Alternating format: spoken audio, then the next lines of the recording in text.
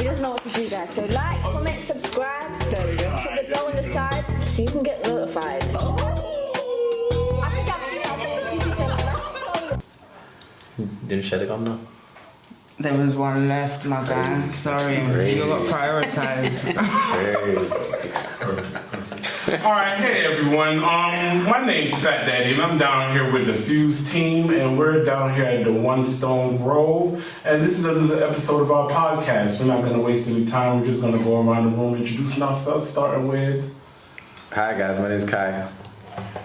Hi everyone, I'm Harriet, and we have the wonderful Denise here. Denise is a mental health practitioner. We've worked closely with her many times in the past. We're very honoured to have her here with us today. We're going to be, this month, we're thinking about well-being. So we're exploring with the children and young people at Youth Club, what is well-being? How do we implement good, positive, healthy well-being to make ourselves all well-rounded people. So, as I mentioned, we've got Denise here. Denise is the founder of a CIC called For Young Minds. It was set up in 2018 because Denise has had early experiences with her own anxiety and she also has a passion for young people's mental health. There was an incident a while ago with a year 11 student who I believe it was something to do with suicide, wasn't it? Yeah, we had a young person. And that really prompted Denise to set up For Young Minds. Denise has some accolades as well that, if you don't mind me sharing. So she has, is it a bachelor's? Yeah. Yeah, a bachelor's in psychology, a level 3 award in education and training, trauma-informed practice, youth mental health first aid, loads, the list goes on, long list of qualifications, and she's got loads of professional experience. Her work with young people spans over 10 years, is that correct? 11 now. 11 years of experience working with young people and supporting them with their well-being, their mental health. So that's exactly why we've got her here today. She's done some one-to-one programs, group programs for us, helped even the staff. She supported our staff. So we really wanted to bring her here today to get her take on and also just ask her some questions and get to know Denise a bit more and hopefully just share that wealth of knowledge that she has that we can share with all of our young people and the people watching this YouTube channel. Thank you for having me. That was, those introductions always feel like, oh my gosh, is that me? Nice. Yeah, it's a lot to be proud of. Thank you, Denise. So before we obviously, like I said, we've got some questions for you, but that was just a brief overview. But is there anything kind of just give us an overview of how you got into the profession? So we know why, but how did you get into the profession? So I want to start off by saying, so obviously tomorrow is World Mental Health Day, which is 5 years of For Young Minds, which is really exciting already. But it feels crazy to say that it's 5 years now already because it doesn't feel like such a long journey when we've sort of just been in it for the whole time. But I mean, you touched on it very briefly. I was a youth worker for a long time. If we even take it back before that, obviously I did psychology at university, found it really interesting. I knew I wanted to work with people, but didn't really know how or what I wanted to do. Let's be honest, the options that we were given in school were very limited back then. So I just really didn't feel like I fit anywhere. Did the whole go into college, go into uni, and I want to obviously say here to any young people listening that please don't feel like you have to have it figured out because, I mean, even us adults are still figuring it out, but that's a different point for later. But yeah, so obviously finished university, still didn't know what I wanted to do and kind of fell into it actually. I was doing some volunteering at a HR job. Don't even ask me what I was doing in HR. Like I said, I didn't know what I wanted to do. Human resources had human, it sounded like people, so I ran with it. I found out very quickly that it wasn't for me. But I was doing some volunteering. They had a youth program that used to happen every Thursday, and it was my favorite day of the week. And I was like, there must be a way that I can do this full time. Mm-hmm. So yeah, I just started looking at jobs working with young people, which took me to the Prince's Trust. I mean, obviously without doing the whole backstory, was there for a few years, and I had an amazing manager who sort of just said, you've got a gift with the mental health stuff. I feel like you should pursue that. And I didn't know what that looked like at the time, but I did one workshop whilst I was still working there. And yeah, it got really good reception from the staff and the students, and I was just like, I feel like there might be something here. I didn't know what it was going to be then. I just knew that I wanted to put the information and stuff that I'd learned over the years into workshops and sessions that I could share with people, and then it turned into this. Hey. Well done. That's really impressive, Denise. So yeah, like I mentioned, so there are some questions that we kind of want to ask you. Like I said, it is, great that it's Mental Health World Mental Health Day tomorrow, but we're literally spending the whole of October. Obviously giving a nod to Black History Month as well, but we also want to explore well-being. So we just got some questions that we wanted to ask you. Some of them are from the young people, some of them from the staff. So the first one, and you kind of touched on it already, is what inspired you to pursue a career in mental health, and how has it impacted on your well-being? So I know I mentioned earlier about there was an incident with that. I don't know if you can, obviously keep it sensitive. Of course, yeah. Yeah, if you can maybe touch on that a little bit more. Yeah, so I actually, when I saw this question and I was starting to think about it, I actually had to really sit down and think about it, because it is like a double-edged sword. Like, as an empath, you obviously want to be in this kind of role, but then naturally, like you said, seeing quite sensitive topics, seeing young people struggling with things and not always having the answers to fix everything can have quite a heavy, it can really weigh on you, especially when you feel like you don't have all the answers for them and all you want to do is fix it so that they don't have to feel that way. But on the plus side, I also feel like if I wasn't doing this and seeing, young people struggling through the news and through the statistics and all that happening, I feel like I'd feel even heavier than I do working in it, if that makes sense. Yeah. The weight of not doing anything or not trying to change something, I feel would weigh on me way more than what it does currently. Don't get me wrong, there are heavy days, obviously, when you have a young person disclose stuff to you that maybe they haven't told anyone. But I always try and tell myself, well, the fact that this young person has said something to you just means it's one more person that they've been able to tell that could be breaking down all these barriers for them to get to a place where they can finally tell a parent or, get professional help for it if that's what it comes to. But yeah, so as much as it can weigh on the well-being, I also feel like it would weigh on me way more if I wasn't doing it. Yeah. That makes sense, yeah. Yeah, definitely. Yeah, I was going to ask you, so briefly, what is mental health? And maybe, what are some misconceptions, common misconceptions about what people think mental health is? It's a really good one. I think the main misconception is that mental health and mental illness are the same thing. So obviously you might hear, that young person suffering with mental health, and that's always a really common thing, or that person was suffering with mental health, that's why they did this, when actually they weren't suffering with mental health, they were suffering with mental illness. Mental health is just like physical health. It's a neutral term. It's the health of your mind and nothing more. That can be good or bad, the same way your physical health can be in good or poor health as well.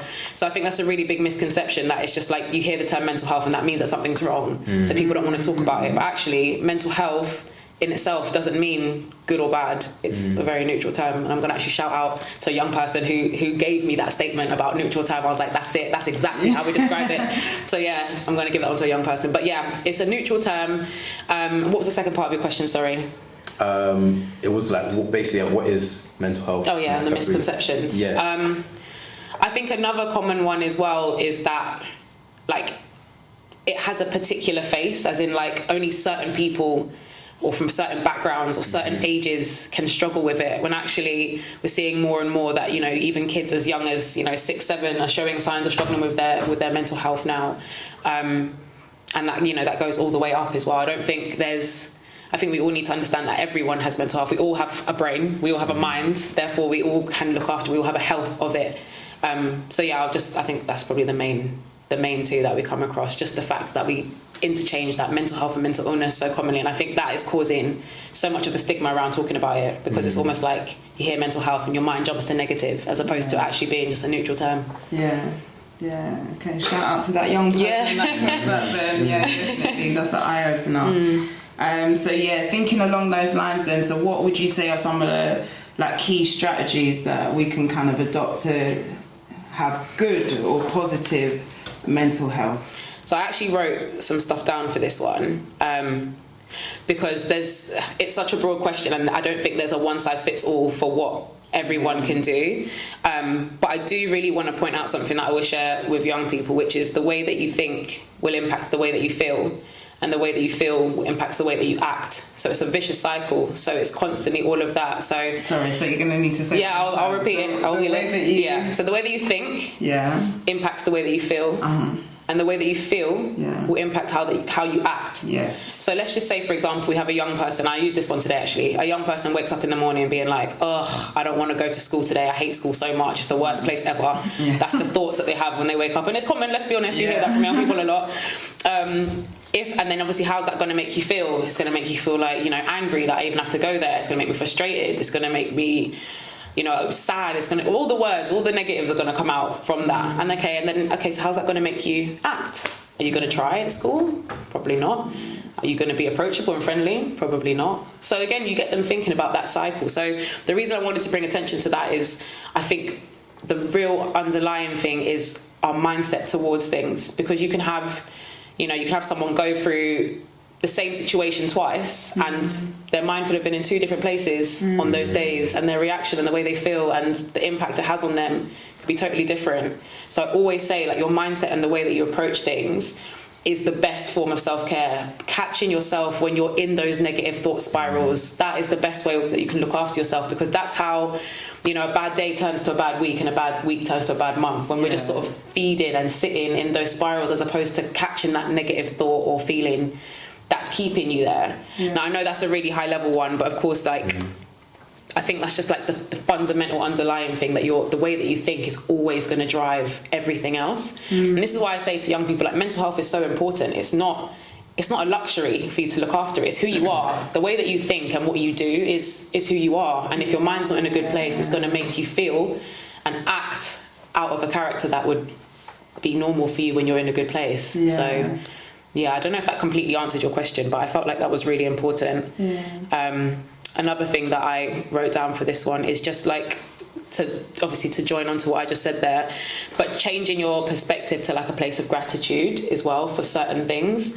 So I tried to think of a really good example for this one, but I couldn't think of one that was like really concrete. I feel like I always come up with really abstract examples, and they work well for me because that's how my brain works, but then people will be there looking at me, I'm not sure you landed that point there to me. But yeah, so it's just starting to look at like hurdles from a different standpoint. So it's like, I'm trying to think of a really good example on the spot now, probably not the best thing I should have done here. But I just think, so for example, if you had something that would naturally make you feel quite negative about it. So let's just say I'm just again trying to put myself in a young person's shoes and use a young person's example. Let's just say I failed an exam. I failed an exam. Of course, as you're first thinking about that, yes, that might be really negative. And of course, I'm not saying, don't worry about it. That's not what I'm saying. Before someone looks at this and thinks, okay, I'm not going to do well with my exams. But yeah, I mean, obviously that in itself is quite a negative at first, but try and think about it from another perspective, where it's like, okay, I failed that one, but which ones did I do well in? Where were my strengths? Was there anything that I could have done differently in the situation so that it doesn't happen again? So you're not just dwelling in the it happened. It's like, okay, that's unfortunately, like, life happens to all of us, and it's literally about trying to think to yourself, what can I do now, and do I need help to do something again? Because I think we try to do so many things by ourselves too when we don't have to. So that's a really important self-care thing as well, asking for help when you need it. And I think like giving yourself grace as well. Absolutely. Like, it's okay to fail. Actually, that's, for me, if I reflect back in my life, the moments when I have failed is when I've learnt the most. Absolutely. I feel like you learn way more about yourself. So much in those moments that you just go for, like, if you find the courage in yourself to like move forward and take yourself forward, like that learning, so much, you just carry it with you, and it grows you as a person. Exactly. It's hard to do, but it's like whenever you fail, there's an opportunity there to learn even more. So you have to be open. And I know it doesn't always look like that, and it doesn't always feel like that, but sometimes you'll look back at that same thing and be like, oh, okay, so that was the reason that happened, or look how much I've learned from that now. And you might not even realise it's happening until you're in a similar situation and you act totally differently, and it's like, oh, growth. I have a little personal experience with that. Is like, I used to wake up every day and do this like morning like routine workout, whatever not. And I used to hate doing burpees. I used to hate doing burpees, and it was the one I was the worst at as well, because I would do timed exercises for like 30 seconds and I couldn't make it to the 30 seconds. And then one day I was just like, okay, cool, I'm gonna keep doing this until I can do it. and then it ended up being like the best exercise that I could do. Oh, really? So it's one of them ones where if you work at it, it can, See, mindset again. There we go. yeah, it can be one of your best strengths. Yeah. Amazing. Cool. Thank you for sharing that. All right. In your experience, what are the most common challenges young people face when it comes to their own mental well-being? Where did I start writing about this one? So I started thinking about it from like the young people that I'm actually working with at the moment, and I think it's one thing I do really want to mention is the thought that you're alone with your problems. I just wanted to start with that one for all young people, the thought that they're alone with that challenge, or like, you know, no one's ever been through this before, no one's going to understand it. I just really want young people to understand that I promise you, no matter what you're going through, you are not alone with it. And I think that in itself is the challenge, that feeling like I'm by myself with this. Like that was one of the big things, like when I first started struggling with anxiety in school, I mean, obviously at the time no one was really talking about mental health. I think it's actually great that people are talking about mental health now, so it's not like complete news, you know, when you figure out what's going on for you. It's like, oh, actually I've heard about this before, whereas actually at the time it was like, I have no idea what you're talking about. I've lost my train of thought now. I do that, by the way. So that was it. So just the feeling alone part, and that in itself is quite a common challenge. I also think that social media has had such a big impact in so many different ways. Like, I mean, I could talk on social media alone, but we won't do that. But just in terms of like the comparing yourself, that is the one aspect of it, the comparisons. But also, I actually think there's something really disconnecting about something that's supposed to keep us connected. Social media, I think, has become this thing where, I mean, like young people are talking about being lonelier now. The stats on loneliness are really scary. I don't know if you've seen anything on the latest stats, but actually 16 to 25-year-olds are twice as likely to report themselves as lonely as a 70-year-old now, which is bizarre because obviously it was always thought of as the other way around, that as the older you get, the lonelier you get, where actually we're seeing that young people are feeling really disconnected now. And I think that's a really big issue because we need connection for so many things. I mean, on your well-being alone, like just feeling alone is never going to feel nice. But I mean, even just being able to have someone to confide in when things aren't going well, like connection is so important. And I don't know if there's enough of that genuine connection happening with social media that is just like, you know, quick meme, quick message, quick like, you know, everything's so quick. And I also think that that's stopping young people from being comfortable with delayed gratification, which in itself is going to have a massive impact on your well-being. If I can't do it right now, or I can't see it right now, or I can't get the result right now, you know, I'm feeling stressed, I'm feeling anxious, I'm feeling angry, or whatever it is, like that in itself, imagine just like day to day, just that feeling must really, really pile up. I mean, I could elaborate more on each of these if you wanted to talk about any of them in a bit more detail. Yeah, you know what you were saying about, you know, needing everything now. Like, how do we get out of that cycle? Like, because we live in a now society, like literally, like Amazon, for example. No. Product placement. Certain companies, well, most companies now, let's keep it 100. Everything's quick. Fast delivery, next day delivery, same day delivery, click and collect. Like, that is the pace of our world. So how do we mentally challenge that and say, look, okay, this is the pace of the world, but I'm gonna stay grounded down. I'm gonna slow down. And I think that is what it is. I think with everything, you always have to have sort of your own personal standpoint with how you deal with things. Of course, like the world is going to be changing, and like you said, that is the pace the world is going.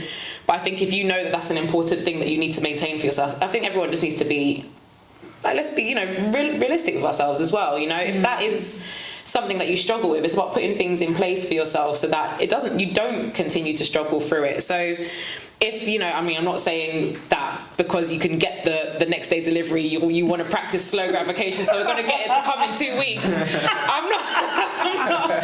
I'm not saying that at all, but I just think being really mindful that is the world that we are living in now as well. So just taking the extra steps. Like, I mean, before, I don't think we would have needed to maybe be so intentional about I don't know, like being so intentional about seeing our friends, because that would naturally happen with like, there was more like, let's be honest, like there was the McDonald's play place where you guys would get brought for your party back in the day. That doesn't exist anymore. Like, I mean, without going down the you know, without making it all dreary, there's less youth clubs and all of that stuff. There's less place for like that place to slow, connect and just be present. Like, I feel like we're all sort of just behind our phones, which is like, at the end of the day, that's going to get boring unless I move on to the next thing. Like, do you see what I mean? It's the same item in front of me all day, every day. Until I start swiping and making it different, it's going to look exactly the same. So I think you have to just like getting young people and being really open and mindful about the fact that is the world we live in and the impact that has. And this is why you were saying the whole thing of reinforcing the fact that it's okay for things to take a bit longer. It's okay to fail. It's okay that your burpees took you however long to master. Do you know what I mean? Because look at how it makes you feel now. And I think it's difficult to instill that in a young person who hasn't got to the other side of that yet. But I think the more we keep reinforcing and the more we keep explaining, it's all right to fail, it's all right for it to not be right the first time. And I think this is where it falls to us, unfortunately, as the ones who know what's the opposite of delayed gratification? Instant gratification. Oh, there we go. That's what happens when you start doing things and it's dark outside, guys. This is what happens. Like, the brain's gone to sleep already. Thank you. That was so obvious. Instant gratification. We were so obviously used to delayed gratification because everything we used to do was like that. So again, it's harder. It's for us to still show that, I guess, like you said, because we're the only ones who've got experience of it. And this is why I think lived experience is so important to talk through the way things used to be and to obviously show that, yes, it took us a bit longer, but look at it now, kind of thing. Do you know what? I know we want to move on, but just when you said that, it just made me think about like TV shows. That's like exactly we literally had to wait until next week. Whereas like now, because we've got Netflix, it's like, oh, just watch the next episode. You should literally bang out a series in one day. Yeah, and it was so bad to the point that you couldn't even go bathroom. If the advert comes back and you miss that 5 minutes, you can't see it again until it comes on video. So you just had to deal with it. I just feel like we were trained to deal with it more. But of course, the world is changing. And I went to an event the other day, actually, and Stephen Bartlett was talking. I don't know if I'll say other names, but hopefully, he's great for young people. Obviously, I'm going to mention him later, actually. But he mentioned, you know, the world is going to keep changing, and at the rate it's going to keep changing, it's only going to speed up now because we know more and we're able to do more. And let's be honest, with all the tech and everything, it's only going to speed up even more.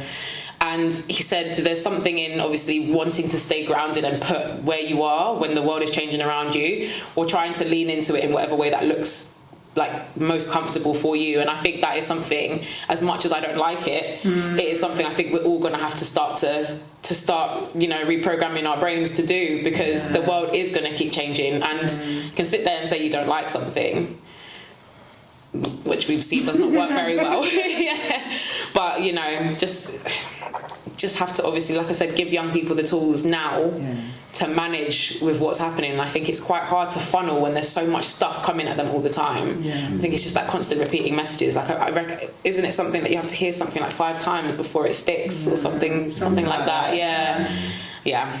We don't know as it is. We're just constantly working. I mean, you're in it as well. We're just all working. Okay, cool.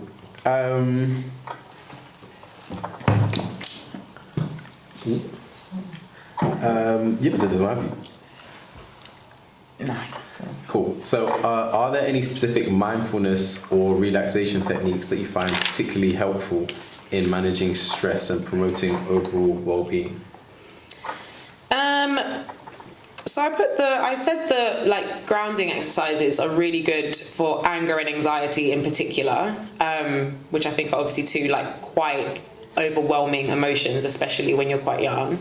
And I mean, I can talk through them as well. But yeah, so there's 2 different ones that I use, and one in particular is for the young people who cry when they're angry. I don't know if any of you are like that, but No, when I was hungry, And I know what it's like, because nobody likes to feel angry and then now cry into an embarrassed. You know, nobody likes that. Let's be honest. Nobody likes to cry whilst they're feeling angry as well. So one of the grounding exercises that works really nicely for young people, just sort of calm themselves down in situations, and it works really nicely if you're sitting as well. But you just ground your feet, and I don't know if the camera can see our feet, but it just don't worry, you don't have to. But you just literally like grind your feet into the ground.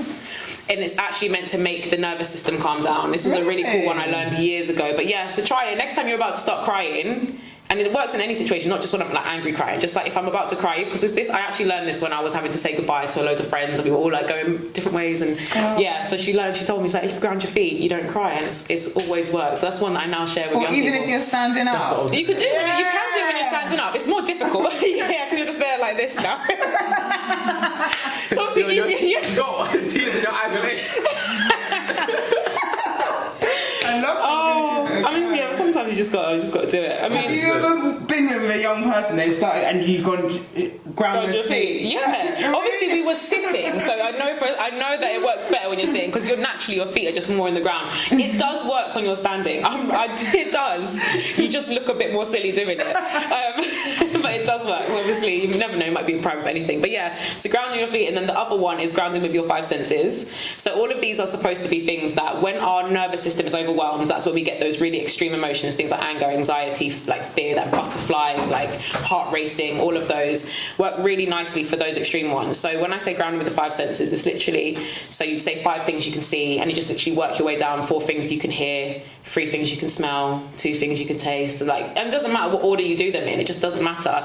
The main thing is what it does is your brain has to stop whatever it's doing to think about, wait, what can I see right now? What am I smelling? What am I hearing? It has to be present to do that. It physically can't do it if it's worrying about that exam in 3 weeks. It can't do that.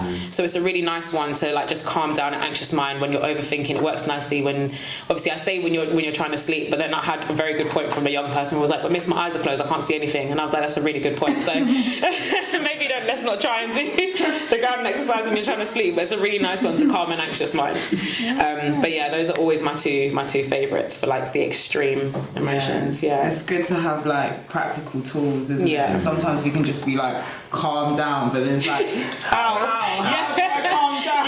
Yeah, so yeah, having those practical tools. I want to add to it as well, actually. Obviously, that's more the extreme emotions, but just in terms of like your general well-being, like this is not, and I don't ever like it to be a thing where we only talk about looking after yourself when things are extreme. I think that's also a big misconception around mental health, that you only have to do something when it's like I'm feeling overwhelmed or I'm really angry or I'm really upset. It should actually be something that we just build into our lives, because that's what keeps like our stress levels like lower, so that we can take on more. So we all have like this stress bucket, everything's always pouring in every day, like, you know, what am I going to eat later, am I going to be late for school, all of this all pouring into the bucket all day every day. But if you're not doing anything to like empty some of that out, it doesn't allow space for more to come in. It just means tomorrow is going to be even harder because I'm already full from yesterday. So we have to constantly be emptying out that bucket wherever we can with different tools. And I always say, teachers will be like, not teachers, or young people will be like, okay, well then, you know, what should I do? And I'd love to be able to be like, yeah, do this and you'll feel fine. It's different for everyone. Yeah. I literally started playing tennis. Like in the we've Serena. got courts. Please,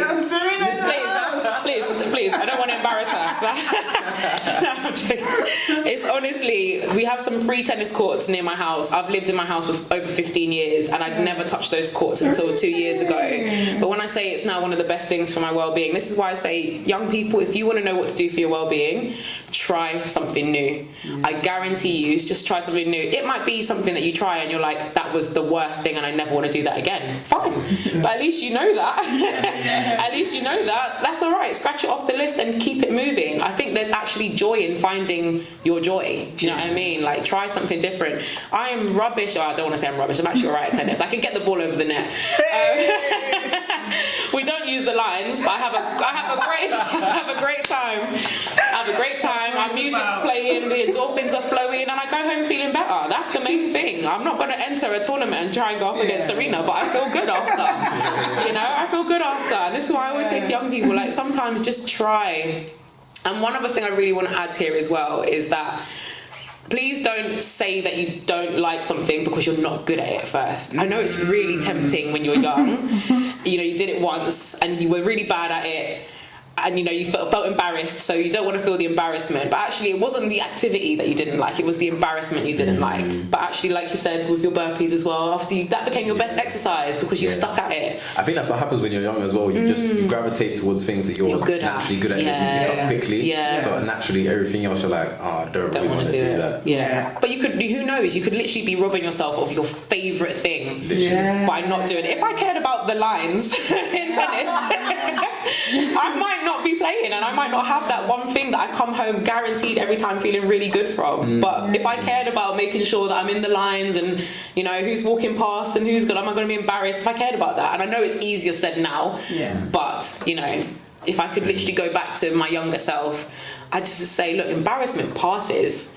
I fainted in front of my whole class in year 9. It's part of the story. You hear it in the workshops every now and again, that story comes out. But I fainted in front of my whole class, and I always think now it's part of my origin story. It's such a big part of who I am, and that's just one little thing, So it's an experience you can share with other people. Exactly. Yeah. Thank you for sharing that.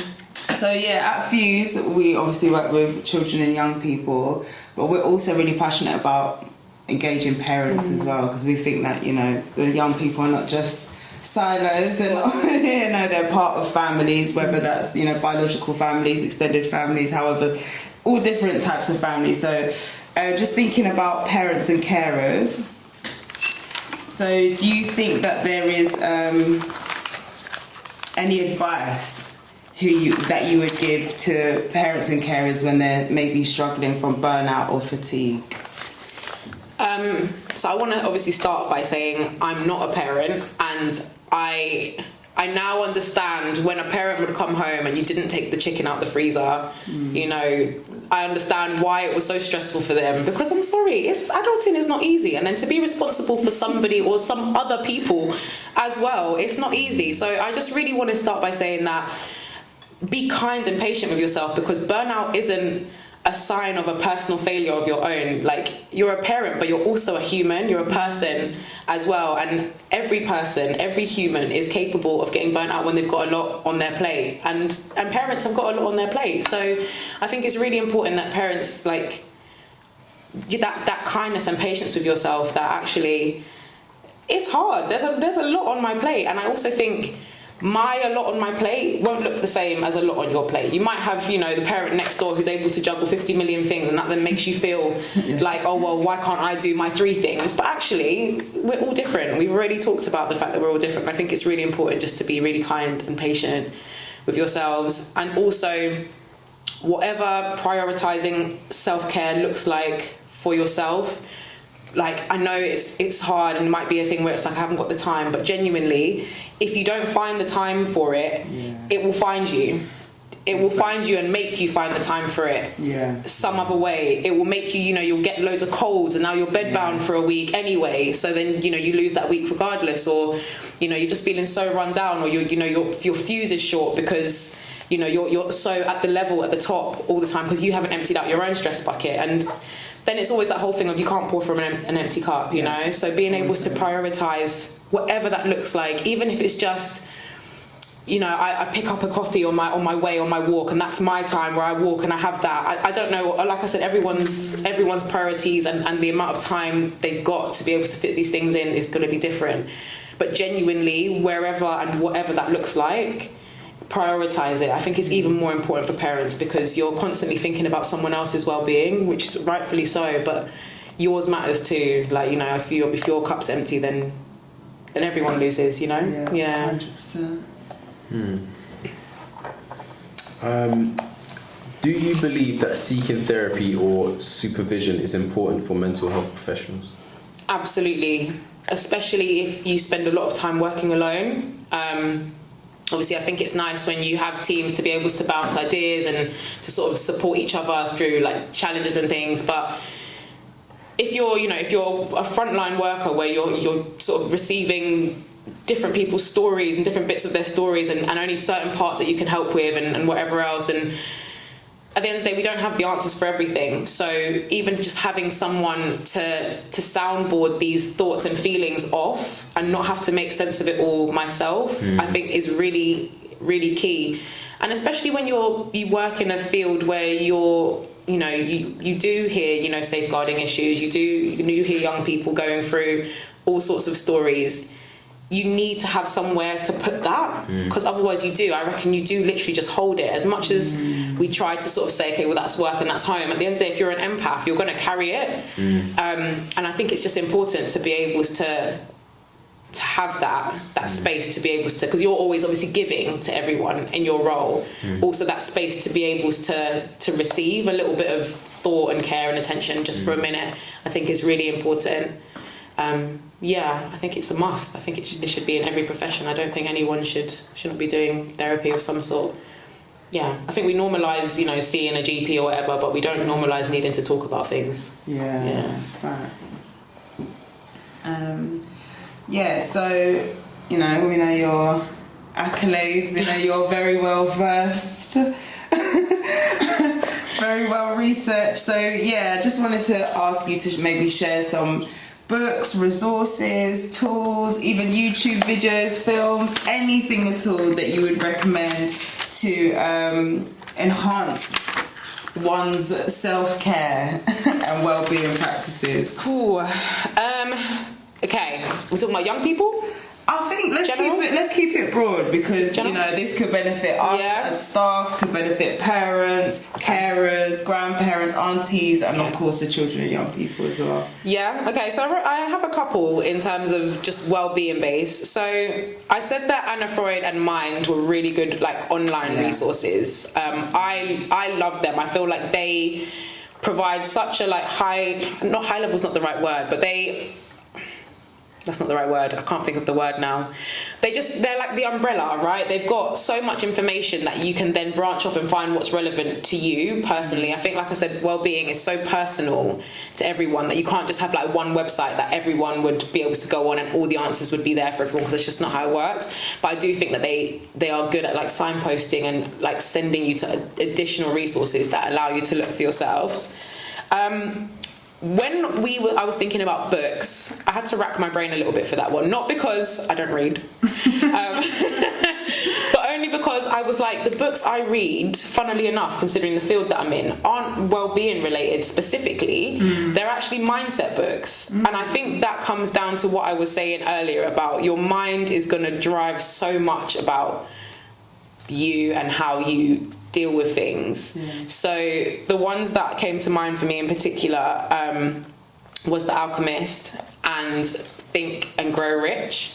And when I say rich, it's not about just finance, it's the rich mindset. So I really liked them just because, firstly, I think there was a lot of bits that you can resonate with, where you realise actually a lot of us struggle with the same kind of self-doubts, the same kind of things that all have that impact on our well-being, right?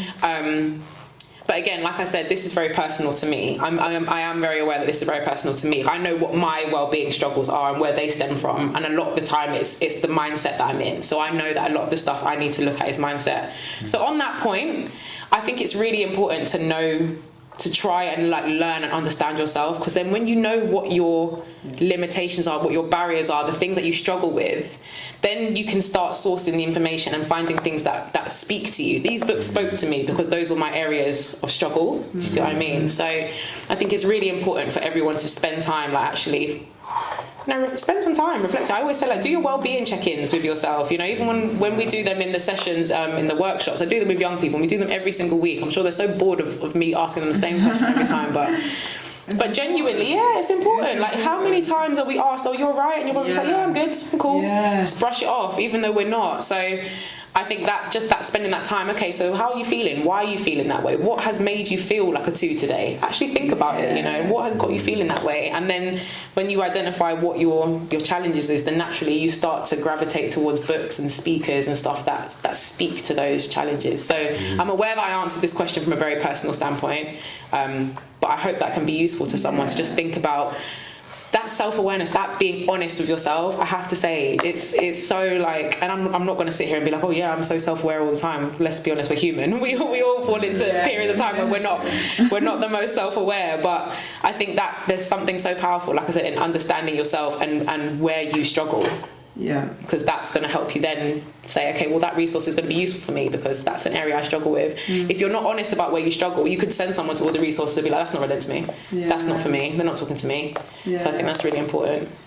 Just off the back of that, like, so once someone's, let's say, you know, someone's starting their journey now to self-awareness, like, obviously there's going to be, like you mentioned, different, you know, authors or speakers, whoever it is, that are going to speak to the specific things that you want to grow in. But like, sort of, where would you recommend that someone start the search? Like, I know back in the day I would have said go to a library, but I mean, yeah, let's be honest, where are they? Where are they now? I drove past one the other day and I'm like, oh my gosh, there's someone coming out, like it's still open.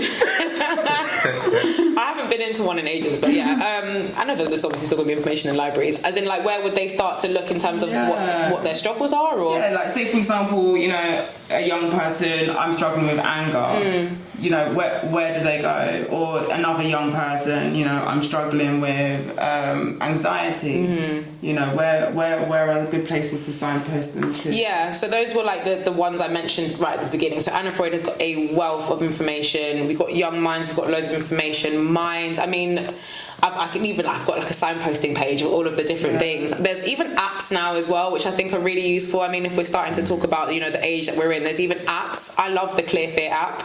I love to signpost young people to that one because it's one that you can do privately on your phone.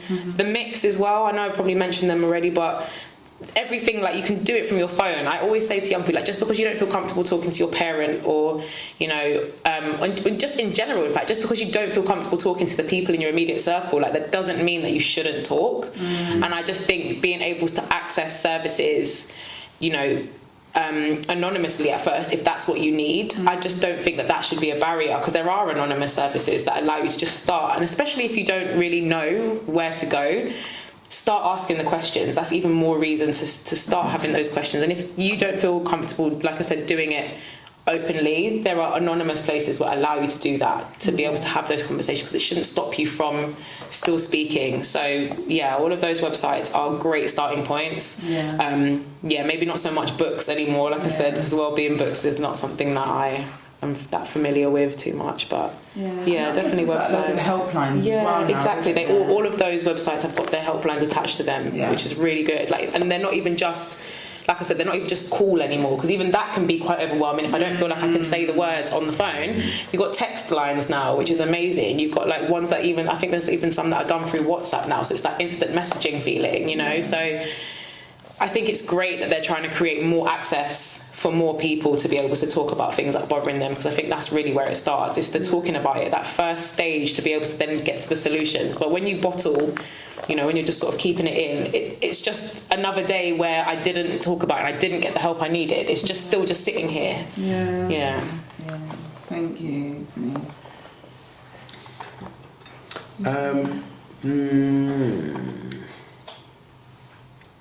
Are there any specific boundaries or guidelines you set for yourself in your professional life to protect your own mental health and ensure a healthy work-life balance? So it's a really silly one. Actually, maybe not so much, but I never work on my birthday. Yes. I never work on my birthday. When I used to, obviously, like, when I was in a job, I wouldn't work my birthday. I'd always take that as annual leave. And even now, that's something I really had to fight with myself, because obviously I work for myself. It's like every single day is a day where really something needs to be done, let's be honest. But that's just something I had to say to myself, like, that's one day. I think it's okay to take one day where you just switch off, like, and that, regardless of, you know, what's happening right now, that's your day, like, so that's it. That's one. Another one, obviously, because we spend so much time in schools, so which means like long days, being in there from like 8:30. I'm not used to that anymore, obviously, because like those early mornings I thought I left behind when I was just like at school, but obviously I came right back into it, and obviously like the office and stuff. But so one thing that I said to myself is, like, evenings and weekends, she says, filming a podcast when it's dark outside.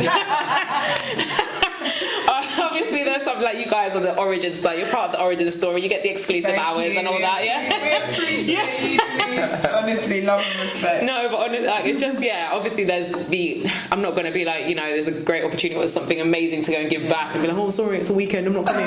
I'm not going to do that, obviously. But in general, I try to say that, when Friday comes, take some time, because I have Monday comes and we go again, So I know I'm not my best self. I feel guilty when I'm not my best self for the young people. So it's like I end up not just not giving to them, but then I end up feeling bad in myself. So it's like, let's just avoid all of that and just take a day off. And actually, then you won't feel like that. It's quite simple, Denise. Exactly. Yeah. I know it's always not easy, not always as easy as that. And sometimes I will obviously do the longer weeks or whatever. But generally, I try to say, like, you have to. Otherwise, especially when you're passionate and you care about something, it's really easy to give 120% of yourself to that. But then again, it's that remembering, and like I say, you can't pour from an empty cup, so that's really important. Yeah, absolutely. Kai, do you want to ask the final question, and then we're going to do a little game with Denise just to wrap up. All right. What advice would you offer to individuals who are considering a career in mental health to ensure they prioritize their own well-being from the beginning? From the beginning. The beginning. I think from right at the beginning, if I'm being very honest, the only thing you can do for yourself at the beginning is understand what you're getting into. As dire as that sounds, it's obviously I promise it's not as dire as it sounds. What I mean by that is it's like managing your own expectations, right? It's understanding that you're getting into an industry that is really big. It's often going to feel bigger than you, and that's me being like really honest. It's often going to sometimes feel bigger than you, not in a way like a hopeless way, but it's just understanding, whoa, this is like, we're just at the bottom of the mountain, like we're now climbing. And I think it's just, again, like I said earlier, like managing your own expectations, that actually you're not going to be able to fix every single thing. You're not always going to have all the answers. But it's, again, that weight of, would you feel worse if you weren't at least trying to change things? So that would be my advice. It would be like, yes, this is a big field. Yes, it can be challenging. I'm not going to beat around the bush and be like, it's really easy. Like, you never feel sad or anything like that. I'm not ever gonna say that. I think it's really important to be honest. But yeah, that thing I said earlier of if I wasn't doing this, and again, if that person who wants to enter this, if you weren't doing it, would the weight of not trying to change it weigh on you more than not coming into this? So all that to say, come on over, guys. Like, it's great over here. No, all jokes aside. I just think, again, knowing what you're getting into and having a support system around yourself, I think it's really important. Like, practice what you preach. If we say that, having connection and talking about when things are hard is important, if I was to say that, then I have to practice that as well. Like, it's not just words, so having that support system around you and not being afraid to say, this is a lot today, like I need to talk to someone, or I need to vent about this, or I'm not sure what the answer is. But I think that's a really important one, that transparency and just safeguarding yourself, look after yourself on the way, because you're just as important too. Even when coming to do these like empathic roles, I think it's still just important to look after yourself, because you will carry it. But like I said, will the weight of not doing it feel heavier to you than the challenges of certain days? Not every day is a challenge. We also have a good time over here. Brilliant. Yeah, that's really good advice, definitely. So we wanted to, obviously today is, been quite a heavy topic, obviously very, very grateful for you guys, for you coming on and sharing your knowledge, but I understand that the topic could be quite heavy. So we wanted to end it on a light note. So we want to do a quick fire round. Okay. So I'm going to ask you some questions. You need to say the first answer that comes to your head. Don't think about it too much. Okay, so I don't like the fact that Kai's already laughing. Empty your mind. Kai wrote these, by the way. Okay, that's why I don't like these laughing. Okay, fine, I'm ready. Okay, pineapple pizza or candy? Candy. Winning the lottery or finding your soulmate? Soulmate?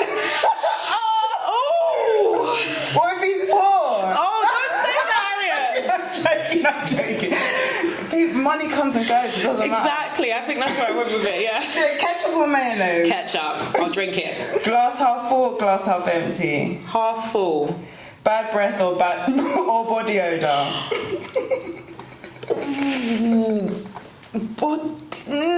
Body odor? No. Yeah. Sorry. Yeah. No, I can't do a bad breath. It's a hard one. Yeah, I can't do a bad breath. Silly hats or silly socks? Socks. Netflix or Apple TV? Netflix. Night or morning? Night. Car or bike? Car. Coffee or tea? Coffee now, actually. Really? I'm loving iced coffee these days. You're a yeah. caffeine woman. Yeah. Okay. Cooking or being cooked for? I mean, who doesn't like being cooked for? But at the same time, I like to cook. But yeah, no, let's say being cooked for. Last one, photos or videos? Videos. Yeah. Cool. Yeah. Right. That was quite hard on some of them. Denise, thank you so much for coming. Thank you for having me. It's been a really nice conversation. Yeah, great. Alright, y'all, that's it for today. Kai, go ahead, tell them what to do. Hey, like, comment, subscribe, and keep that notification bell on.